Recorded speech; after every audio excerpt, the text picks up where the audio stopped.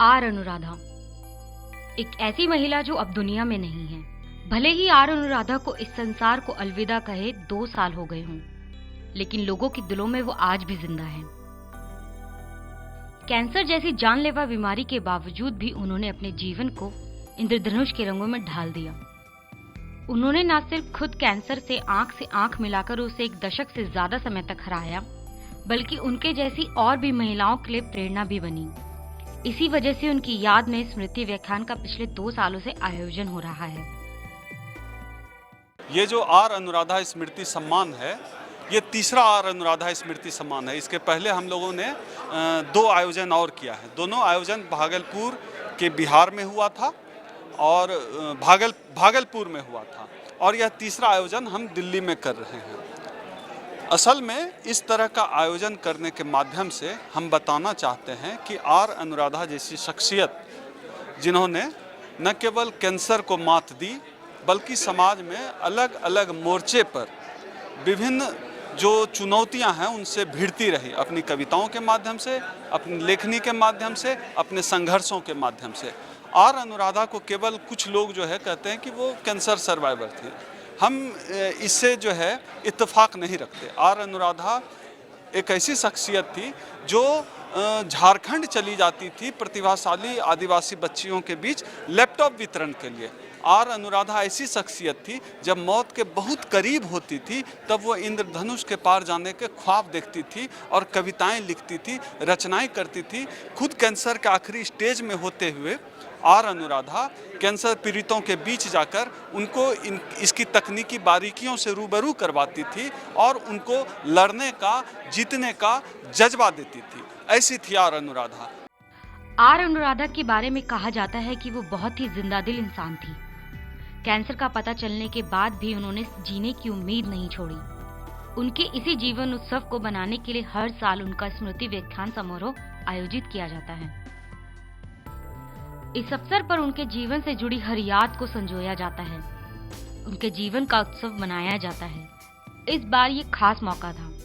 मशहूर रंगकर्मी विभा रानी ने शानदार अभिनय करते हुए कैंसर सर्वाइवर की जिंदगी को बताया। लेकिन जब वो बीमार थी और मैं भी बीमार थी, तो हम दोनों फ़ोन करते थे और एक दूसरे से अपनी बातें शेयर करते थे।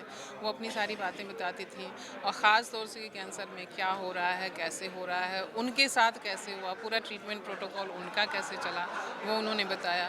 फिर हम उन्हें बताते रहते थे कि हमारा ट्रीटमेंट प्रोटोकॉल कैसे चल रहा है, कैसे उनकी संवेदनाएँ और उनकी जागरूकता और उनकी एक्टिविटीज़ वो सारी देख करके जो है वो मुझे बहुत अच्छा लगता था। आपको बता दें कि विभा रानी खुद भी कैंसर सर्वाइवर हैं, मशहूर रंगकर्मी हैं। उन्होंने खुद बताया कि कैसे वो आर अनुराधा की किताबें पढ़कर खुद को कैंसर से लड़ने के लिए तैयार करती थी, कैसे वो आर अनुराधा से बात कर इलाज की बातें शेयर करती थी। लेकिन उन्हें मलाल है कि वो कभी आर अनुराधा से मिल नहीं पाई।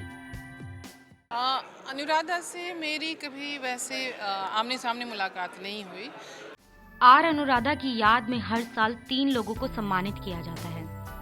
इस बार रेप के बाद मार दी गई डेल्टा मेघवाल, सामाजिक कार्यकर्ता राज नारायण और रंगकर्मी विभा रानी को सम्मानित किया गया। दरअसल आर अनुराधा का पूरा जीवन सामाजिक सरोकार से लबालब भरा था। वो आदिवासी, दलित, पिछड़ी और अल्पसंख्यक समाज की महिलाओं के लिए पूरी जिंदगी काम करती रही। इसी कोशिश के तहत उन्होंने सम्मान देने का सिलसिला शुरू किया, जो उनके ना रहने के बाद भी जारी है। लेकिन जब वो बीमार थी और मैं भी बीमार थी, तो हम दोनों फ़ोन करते थे और एक दूसरे से अपनी बातें शेयर करते थे। वो अपनी सारी बातें बताती थी, और ख़ास तौर से कि कैंसर में क्या हो रहा है, कैसे हो रहा है, उनके साथ कैसे हुआ, पूरा ट्रीटमेंट प्रोटोकॉल उनका कैसे चला, वो उन्होंने बताया। फिर हम उन्हें बताते रहते थे कि हमारा ट्रीटमेंट प्रोटोकॉल कैसे चल रहा है, कैसे उनकी संवेदनाएँ और उनकी जागरूकता और उनकी एक्टिविटीज़ वो सारी देख करके जो है वो मुझे बहुत अच्छा लगता था। फिर देखिए, हम आयोजन से समारोह में जाते हैं तो हमें मदद की ज़रूर उम्मीद मिलती है। जहाँ लोग बहुत सारे आते हैं तो वहाँ कोई हमें मिलता भी है, तो हमें आयोजन के माध्यम से कोई न कोई ज़रूर मिल जाता है। हमें लीगल सलाह देने में या केस को कैसे लड़ने में कोई हमें तन मन धन जिस तरह से भी सहयोग करता है। और मेरी अपील भी है कि आप सहयोग करेंगी तभी हम केस को आगे बढ़ा पाएंगी। हमारी आर्थिक स्थिति भी इतनी अच्छी नहीं है, मैंने उनको हमेशा ये देखा कि उनके चेहरे पर कभी भी शिकन नहीं थी, उनके चेहरे पर कभी उदासी नहीं थी। बात करने का जो अंदाज था उसमें कभी निराशा नहीं थी। मतलब हमेशा एक आशावादी दृष्टिकोण, रचनात्मक बातें करना, चेहरा हमेशा प्रसन्नचित्त रखना, ये बहुत कम लोगों में ऐसा देखने के लिए मिलता है, जो मुझे उनके अंदर उस दौरान और बीमारी बढ़ जाने के बाद अंतिम दौर में भी जब मैं एम्स में उनसे मिला तो कुछ टेस्ट के लिए बैठी हुई थी। अगले कुछ मिनट में वो टेस्ट में जाने वाली थी और ये डिसाइड था कि अब ये धीरे धीरे मृत्यु की ओर बढ़ रही हैं। फिर भी वो उस समय जो मैं मिला, वो ऊर्जा उनके अंदर जो देखा, वो मुस्कान, वो जीवटपन, जीने के प्रति जो उम्मीद, मतलब मैंने पाया कि उनके जीवन में कभी वो उन्होंने अपना उम्मीद नहीं खोया। आर अनुराधा कैंसर की मरीज थी। उसके बाद भी उन्होंने सरकारी नौकरी करते हुए ढेर सारी किताबें लिखी। वो अंतिम दिनों में भी पीएचडी की तैयारी कर रही थी।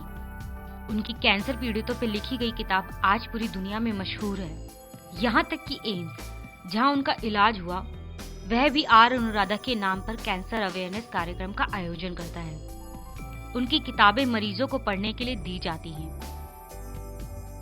Are Anuradha Indian information service में अधिकारी थी, शानदार पत्रकार थी, लेकिन आर अनुराधा की सबसे बड़ी पहचान है कि वह एक महिला थी जिन्होंने कैंसर से लड़ते हुए उसे हराया और बेहतरीन जिंदगी जीकर दिखाया। किताबें लिखकर लोगों को कैंसर से लड़ने का जज्बा दिया। Bureau report, national Dastak.